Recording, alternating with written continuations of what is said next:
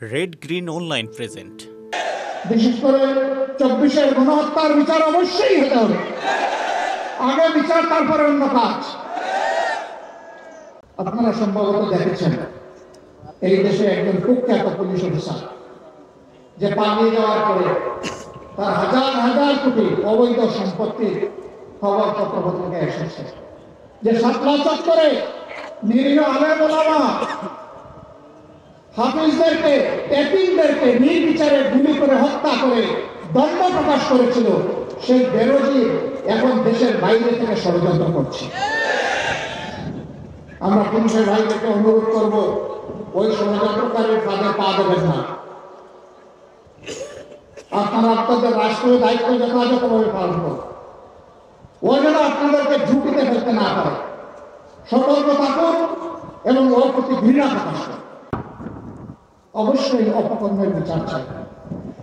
আমাদের কথা স্পষ্ট, সবগুলা খুনের বিচার হতে হবে।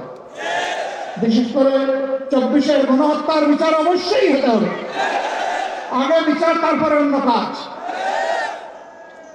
এ বিচার না হলে শহীদের আত্মার সাথে বেইমানি করা হবে।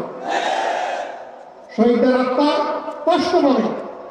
যারা ভোট চিপিয়ে দেশবাসীকে আজকে কথা বলা, সম্মানের সাথে মর্যাদার সাথে চলাফেরা করা পরিবেশ এনে দিয়েছে, আমরা তাদের সাথে বেইমানি করতে পারবো না। আমাদের সন্তানদের আওয়াজ ছিল উই ওয়ান্ট জাস্টিস।